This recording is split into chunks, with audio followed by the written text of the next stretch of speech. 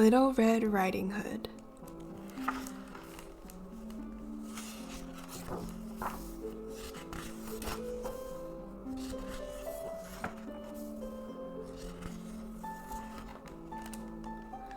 Once upon a time, there was a little girl named Elizabeth who lived with her mother in a house on the edge of a village. She was loved by all who knew her, but she was especially dear to her grandmother, who loved her more than anything in the world.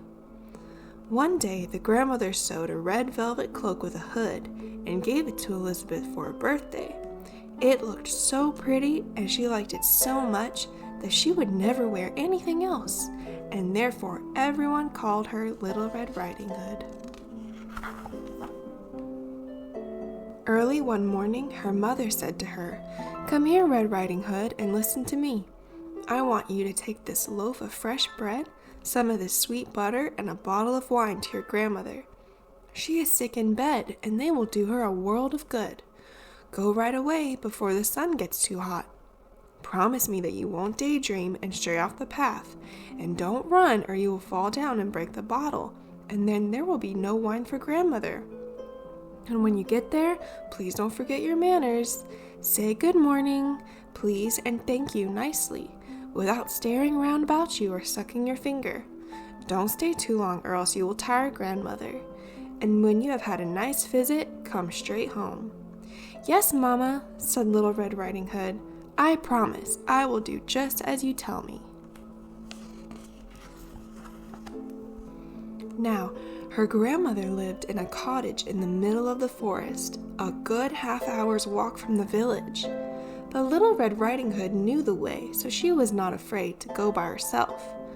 When she had walked far enough into the woods to feel just a bit lonely, who should she meet but a sly and hungry old wolf?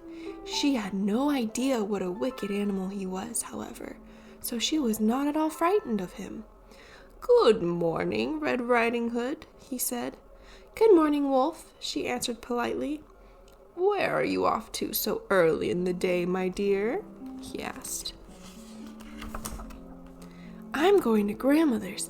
She is sick in bed, you know." "Is that so?" he murmured. "And what have you got in your basket?" "A loaf of bread, some sweet butter, and a bottle of wine. Mama and I baked yesterday, so I'm taking a loaf to grandmother. It will do her a world of good." "Now, isn't that nice? And where does your grandmother live, Little Red Riding Hood?" "Oh, it's a good 15 minutes farther into the wood. Her house is the one by those 3 big oak trees, right next to the blackberry hedge, and there's a stream running by her garden. Surely you know the place," said Little Red Riding Hood. The wolf thought to himself, "Aha! This tender little creature will be a plump morsel, a good dessert after the old woman. I must be clever about this, so that I can make a good meal out of the two of them." He walked along with Little Red Riding Hood for a while, making polite conversation. Then he said, "Just look at those beautiful wildflowers, Red Riding Hood. They are a sight even for my tired old eyes. For goodness sake, why don't you relax a bit, look at the world, and see how lovely it is? Why, I don't believe you even hear the birds sing or enjoy the sunshine. You are just as solemn and well-behaved as if you were going to school. Everything else is so gay and happy out here in the forest." Then Little Red Riding Hood looked away from the path, and when she saw the sunlight dancing through the trees and the wildflowers and butterflies scattered throughout the ferns, she thought, "I'm sure that grandmother would feel happier if I took her a bunch of flowers. They are a sight for tired old eyes, I know, and it is still quite early in the day. I'll have plenty of time to pick them."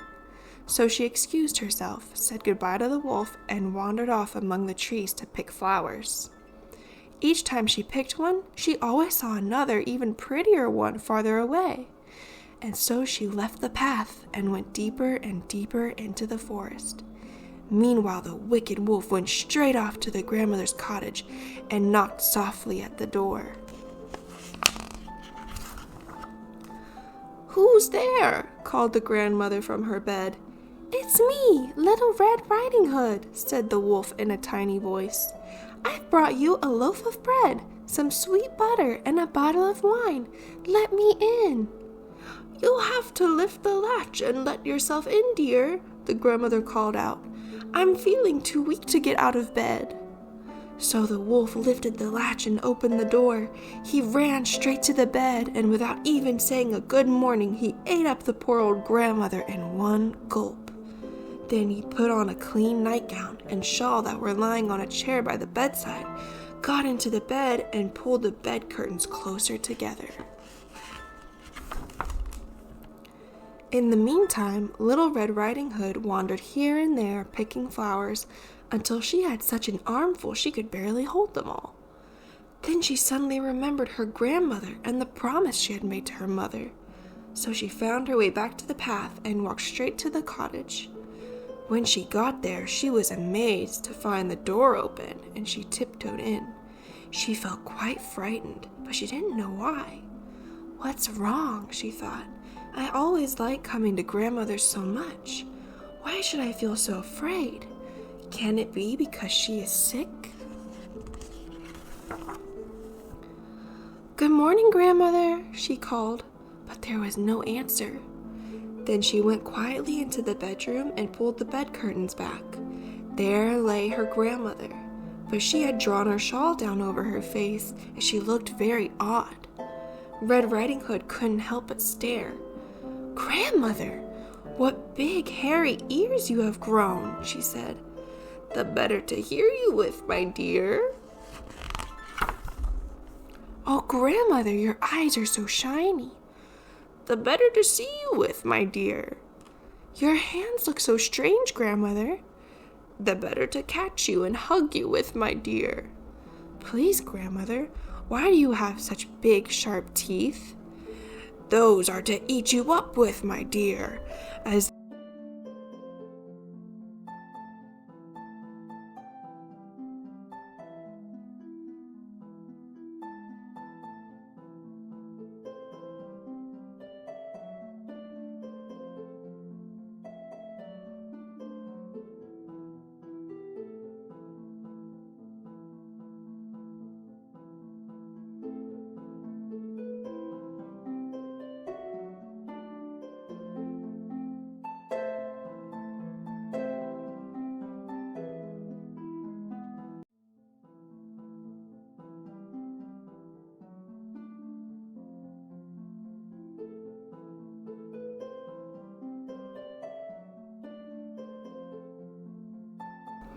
"So here you are, you old sinner," the huntsman said. "I've been looking for you all these years, and now this is where I find you." He raised his gun to shoot, but then he wondered if the wicked old wolf might have swallowed the grandmother whole, and if perhaps there was a chance she still might be saved. So he took out his knife and quickly killed the wolf while he lay sleeping. Then he carefully cut open the wolf's stomach. At the first cut, he saw the red velvet cloak, and after a few more slashes, a little girl jumped out and cried, "Oh, thank you, I was very frightened. It was so dark inside the wolf." Next, the grandmother climbed out, alive but hardly able to breathe from fright and exhaustion. They thanked the huntsman with all their hearts, and he was so glad to see them both alive and well that he hugged Little Red Riding Hood and shook the grandmother's hand over and over again. They were all quite happy. The huntsman skinned the wolf and took the pelt home to nail on his door. Little Red Riding Hood and her grandmother sat down together to eat the fresh bread and sweet butter. The grandmother drank some of the wine, and Red Riding Hood had a cup of blackberry tea. After a while, the grandmother felt quite strong and healthy and began to clean up the mess that the wolf had left in the cottage. As Little Red Riding Hood walked home through the woods, she thought to herself, "I will never wander off the forest path again, as long as I live. I should have kept my promise to my mother." She was comforted, though, that she had at least minded her manners, and had always said good morning, please, and thank you.